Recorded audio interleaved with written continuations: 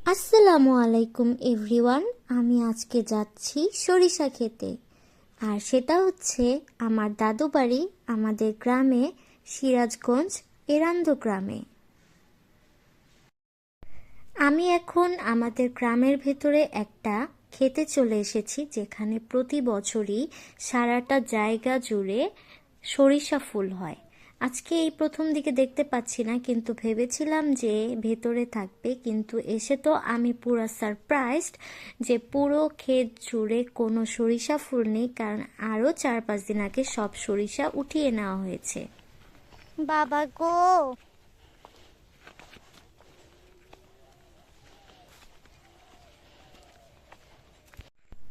আমি মানিকগঞ্জে আমার খালাতো ভাইয়ের বিয়ে খেতে যাওয়ার কারণে আমি এই সরিষা ফুল মিস করেছি। কিন্তু আমি 4 তারিখে এসেছিলাম, যখন পুরোটা ক্ষেত জুড়ে সরিষা ছিল, কিন্তু তখন আসিনি, কারণ আমার ঠান্ডা লাগছিল, আর ঠান্ডার কারণে অনেক বেশি ঘুম আসছিল। তো আজকে আমি এসেছি রুমা আপার সাথে। রুমা আপা হলো আমার ফুপুর বাড়ির, মানে আমার ফুপুর প্রতিবেশী হয়। তো আমি তাকে বললাম, আপনি ক্যামেরাটা ধরেন আর আমি এভাবে সামনে হেঁটে যাব, আপনি আমাকে একটা ভিডিও করে দিবেন। আর সেও খুব সুন্দর করে আমাকে ভিডিও করে দিচ্ছিল। আমার মনটা খুবই খারাপ, তার কারণ হচ্ছে আমার এক পাশে মাটি আর এক পাশে ফুল, মানে যেন একদমই অমানানসই লাগছে।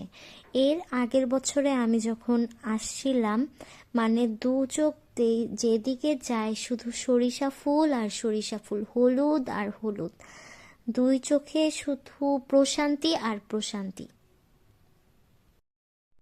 তারপর রুমা আপাকে বললাম যে চলেন পাশের খেতে যাই, সেখানে মাঝখান দিয়ে আমি যাব, আর আপনি আমাকে একটা ভিডিও করে দিবেন, সুন্দর করে ক্যামেরাটা ধরে রাখবেন, আর আমি হচ্ছে একটা একটা করে ফুল তুলবো এবং ফুলের স্মেল নিব।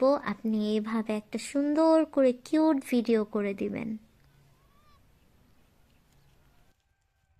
তারপর আমি এভাবে অনেকগুলো ফুল তুলতে থাকি,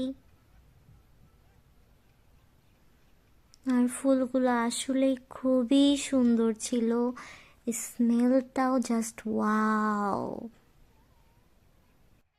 তারপর এক মুঠো ফুলগুলোকে আমি হাতে নিয়ে ওদেরকে পুরো ক্ষেত ঘুরিয়ে দেখালাম যে দেখো, তোমাদেরকে কত সুন্দর লাগে যখন তোমরা এভাবে ক্ষেতের ভিতরে সবাই একসাথে থাকো। গেলে কাম করি সেই তো কি করি আমি কোরবানি দিন কাজা কাম মানুষটা গরু কোরবানি আমি তুমি ফল কোরবানি আমি বারবার কইলাম যে তুই জানি শস্যের ক্ষেত্রে মধ্যে জুতা ঢেল দাস না পাকল যাব না আর শস্যের ক্ষেত্রে মধ্যে পাওয়া যাব না। এভাবেই রুমা আপার বকা শুনতে শুনতে আমরা বাসায় চলে যাচ্ছিলাম। সে তার বাচ্চাকে অনেক বকা দিচ্ছিল। এরপর আর বাসায় যাইনি, তার কারণ হলো এত অল্প সরিষা ক্ষেত দেখে আমার মন ভরেনি। তাই ভ্যানে চড়ে আরও সামনে নলকা ব্রিজের দিকে যাচ্ছিলাম। তো যেতে যেতেই আমি একটা ক্ষেত পেয়ে গেছি।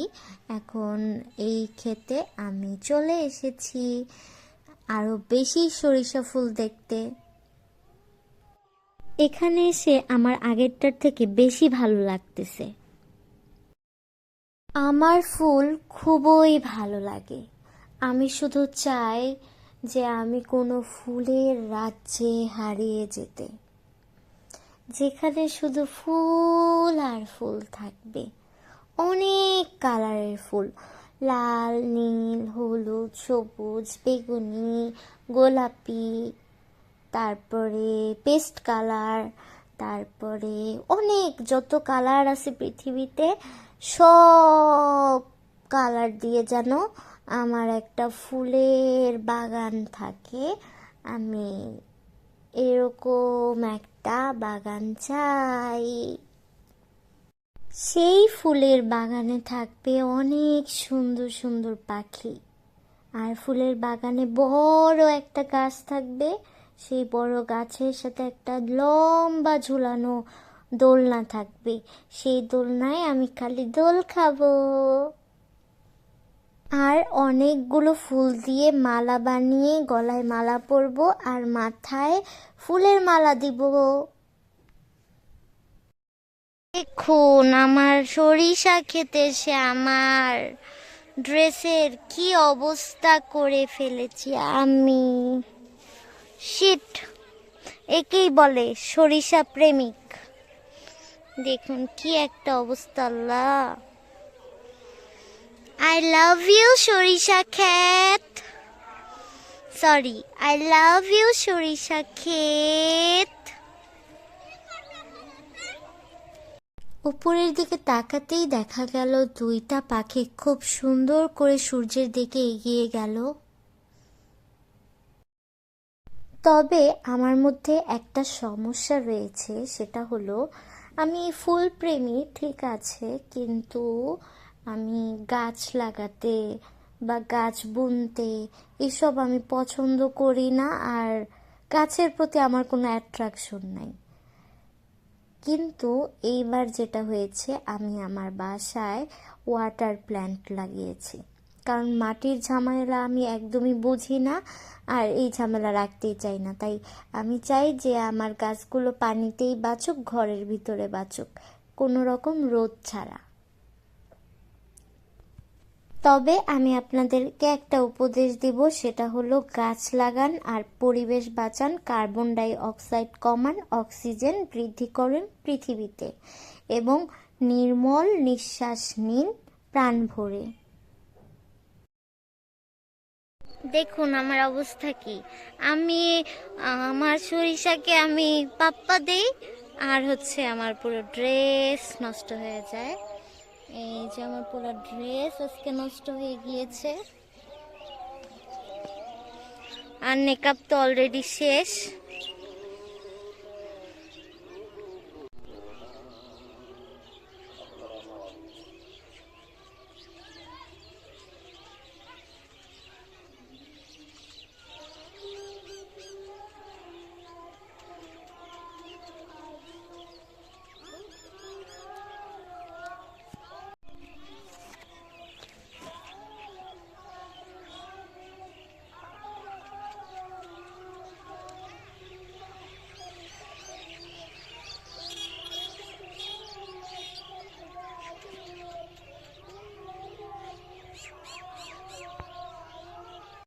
এখন সন্ধ্যা হয়ে গিয়েছে, আমার বিদায় দিতে মন চাচ্ছে না সরিষার ক্ষেতকে, তাও নিজের মনের বিরুদ্ধে যে আজকে আমার বিদায় দিতে হচ্ছে। টাটা, বাই বাই, আল্লাহ হাফেজ।